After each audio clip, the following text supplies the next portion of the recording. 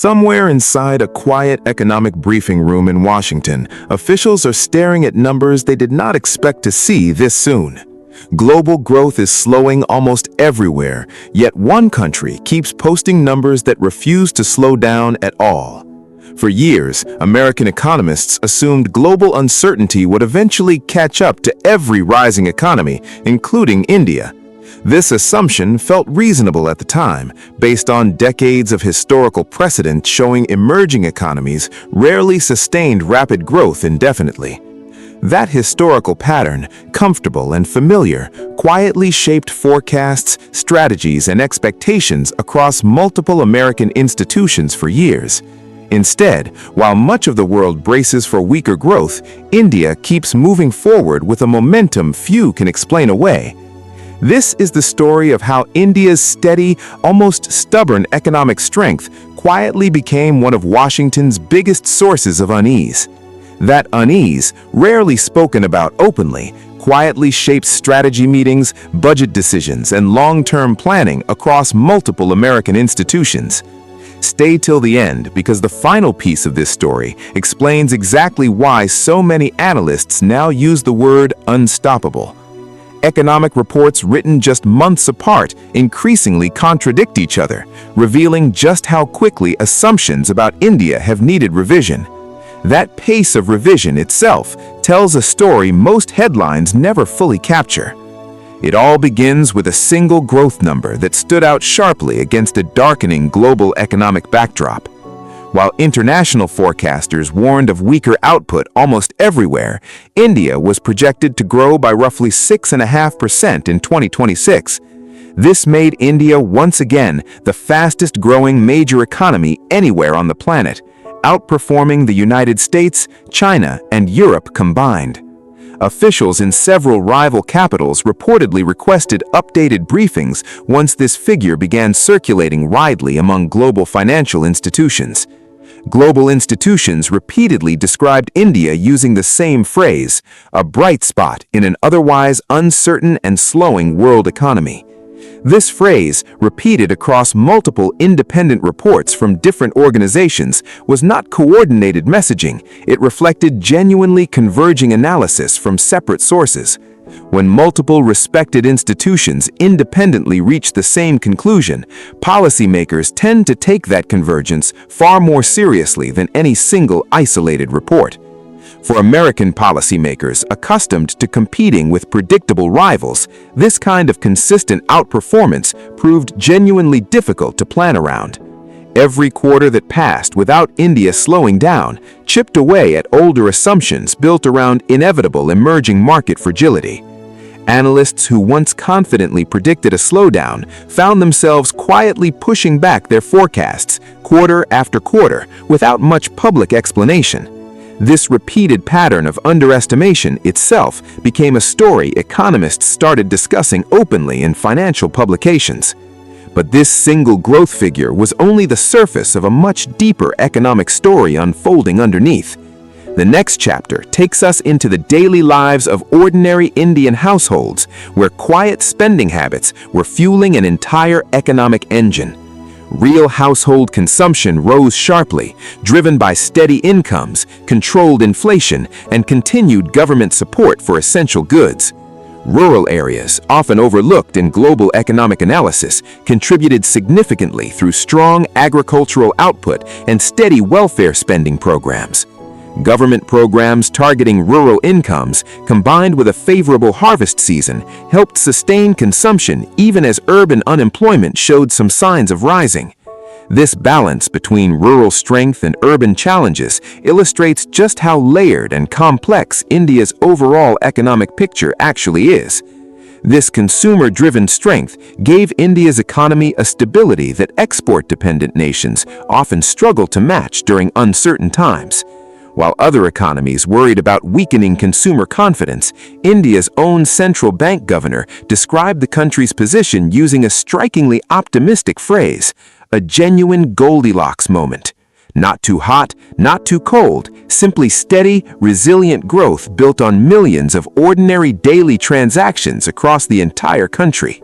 This kind of language, cautious and technical by nature, rarely gets used unless the underlying economic data genuinely supports such a confident description. Central bankers do not casually offer optimism, which made this particular description all the more notable to careful outside observers. This kind of grounded, domestically driven strength is exactly the type of economic resilience harder for outside pressure to easily disrupt. Unlike economies dependent heavily on exports, India's growth engine ran largely on internal demand, insulated somewhat from external shocks and tariffs. This structural advantage became increasingly clear as global trade tensions rose throughout the year without fully derailing India's expansion. The next chapter takes us into a tense standoff that tested exactly how resilient this economic strength truly was. Early in the year, Washington imposed steep tariffs on Indian exports, hoping to pressure New Delhi into a quick, favorable trade agreement. Many expected this pressure to meaningfully slow India's economic momentum, given how much smaller economies had struggled under similar circumstances before.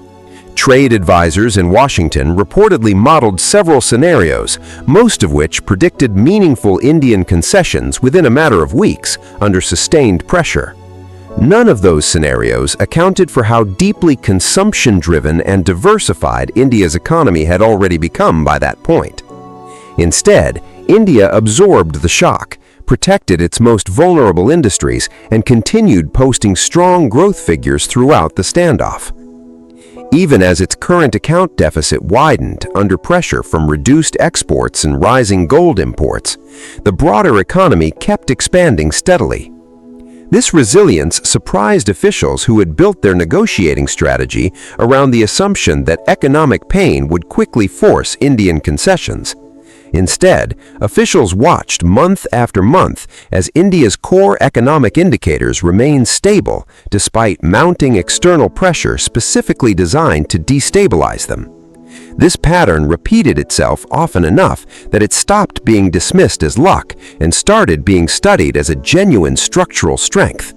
By the time tariffs eased through direct diplomatic engagement, India's economy had already proven it could withstand serious external pressure. That shift in negotiating posture reflected a genuine recalibration of expectations built on months of unexpected economic staying power.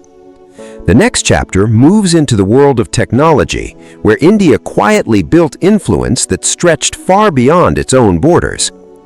Artificial intelligence adoption expanded rapidly across Indian governance, healthcare, defense, and everyday digital services used by hundreds of millions of citizens. This was not simply about importing foreign technology. It increasingly involved India shaping how these tools were built, trained, and deployed. Digital payment systems built inside India processed transaction volumes that dwarfed similar systems operating in wealthier, more established economies. This scale, achieved in a relatively short span of years, forced financial technology companies worldwide to reconsider what rapid, large-scale digital adoption could actually look like. Countries that once viewed India as a follower in financial technology quietly began treating it as a genuine model to study. Foreign delegations continued arriving throughout the year, specifically to study these systems, hoping to replicate even a fraction of their success. This quiet digital leadership gave India influence in conversations about global technology standards that few had predicted just years earlier. Nearly all economists surveyed globally agreed that artificial intelligence adoption would keep accelerating throughout the year, and India positioned itself squarely at the center of that trend. This positioning was not accidental. It reflected years of deliberate investment in digital infrastructure, research institutions, and technical education. The next chapter takes us to the diplomatic stage, where India navigated a genuinely difficult and complicated global environment with remarkable care. As tensions flared around the world from Venezuela to the Middle East, India carefully balanced its statements to avoid alienating any major partner. This cautious diplomatic approach frustrated some observers who wanted clearer, more decisive positioning from a rising global power instead of a cautious economic actor alone. Yet supporters countered that this careful approach reflected mature, pragmatic statecraft rather than weakness or indecision on the world stage. Yet this same caution protected India's economic interests, preserving trade relationships and energy partnerships that more aggressive positioning might have damaged. India's ability to maintain relationships across multiple competing blocs without fully alienating any single one became a genuine diplomatic skill. This skill required constant, careful calibration, since even small statements could shift how partners in Washington, Moscow, or Beijing interpreted India's true position. Diplomats who mastered this careful calibration became increasingly valuable within India's foreign policy establishment throughout this difficult and complicated year. This balancing act, difficult and delicate, quietly reinforced the same economic resilience driving India's continued growth throughout the year. When conflict disrupted global shipping routes and energy markets, India's careful diplomatic positioning helped shield its economy from the worst of the disruption. Other nations, forced to choose sides more openly, often paid a steeper economic price for their clearer positioning. The next chapter brings us to industrial diversification, a term economists increasingly used when describing India's expanding manufacturing base. Electronics, pharmaceuticals, renewable energy equipment, and automotive production all expanded simultaneously, reducing India's dependence on any single economic sector. This kind of broad, simultaneous industrial growth rarely happens without deliberate government policy support paired with genuine private sector confidence and investment. Both elements came together throughout the year, creating conditions that allowed multiple industries to expand together rather than competing for limited resources. This diversification meant that weakness in one industry rarely threatened the broader economy, since multiple sectors continued growing independently of each other. Global companies searching for reliable manufacturing partners increasingly viewed India's diversified industrial base as a genuine strategic advantage. This diversified base meant that even sector-specific disruptions, like tariffs targeting a particular industry, rarely threatened the broader economic picture. Executives making long-term investment decisions increasingly factored this resilience directly into their planning, treating it as a genuine competitive advantage rather than a temporary condition. This structural resilience, built patiently over many years, proved far more durable than economies dependent on a single dominant export industry. For American strategists accustomed to identifying clear economic vulnerabilities in rival nations, India's diversified strength offered surprisingly few obvious weak points. Every attempt to isolate a single pressure point, whether tariffs, currency pressure, or trade restrictions, met a broader economy simply too diversified to break easily. This frustrated planners who preferred clean, targeted strategies over messy, multifaceted economic challenges requiring years of patient adjustment. Now we reach the deeper pattern connecting every chapter of this story into one unified and unsettling picture for Washington. India's economic strength was never built on a single lucky break or a single favorable global condition. It grew from consumer resilience, industrial diversification, careful diplomacy, and digital leadership, all reinforcing each other at the same time. This kind of layered, mutually reinforcing strength is precisely what makes an economy genuinely difficult to disrupt through external pressure alone. Remove one support, tariffs on exports for example, and consumption, technology, and diversified industry simply absorb the shock without collapsing. This kind of built-in redundancy rarely appears by accident. It reflects years of deliberate structural planning across multiple government administrations. So why does this particular kind of resilience feel so unsettling to policymakers accustomed to more predictable global competitors? Perhaps because most economic strategies rely on identifying a single point of leverage capable of forcing meaningful concessions from a rival. India's diversified strength denied Washington that single point of leverage, forcing officials to confront a far more complicated strategic picture. Tariffs alone could not slow India down, since domestic consumption absorbed much of the external shock without collapsing under the pressure. Diplomatic isolation could not easily be applied either, since India maintained careful relationships across multiple competing global power centers simultaneously. This combination of resilience left American policymakers searching for new strategies, since older playbooks simply failed to produce expected results. Strategy sessions that once focused narrowly on trade leverage increasingly expanded to consider technology policy, diplomatic relationships, and long-term demographic trends together. This broader, more complicated approach reflected a genuine acknowledgement that India could no longer be managed through a single narrow policy lever. Financial newspapers in Washington and New York increasingly used words like unstoppable, momentum, and resilience when describing India's economic trajectory. This language, unusual for a nation still officially classified as an emerging economy, reflected a genuine shift in how seriously India was now taken.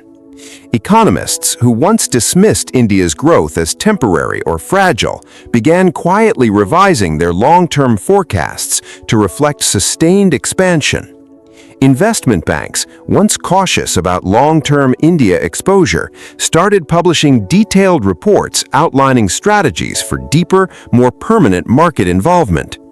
This shift in institutional confidence, slow and gradual, ultimately proved just as significant as any single headline-grabbing growth statistic. This is bigger than a single growth statistic or a single successful trade negotiation completed under pressure.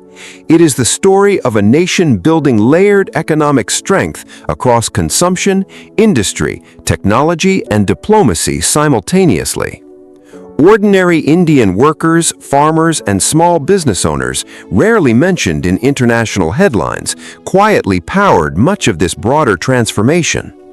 Their daily choices, saving, spending, working, and investing, collectively created an economic momentum far too broad and distributed for any single external shock to fully derail.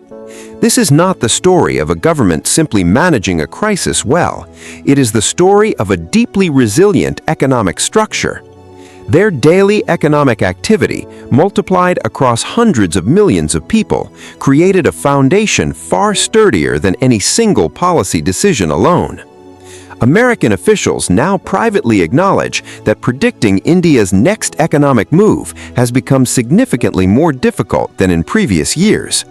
This admission, rare among confident policymakers, reveals just how much the underlying strategic picture has genuinely shifted. Even officials who remain publicly optimistic about American economic leadership privately concede that India now demands a level of careful attention rarely given to emerging economies.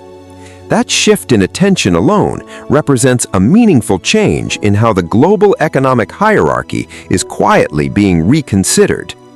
And if India's economy remained this resilient during a difficult global year, the real question becomes impossible to ignore. What happens to global economic competition once this same resilient momentum continues building year after year without meaningful interruption? Rival economies may soon need to accept that competing with India requires patience and structural reform, not simply short-term tactical pressures. That realization, uncomfortable as it may be, is quietly reshaping economic strategy sessions in capitals well beyond Washington alone. One thing is now certain: the world's economic map is shifting, and India's steady, resilient rise sits firmly at its center.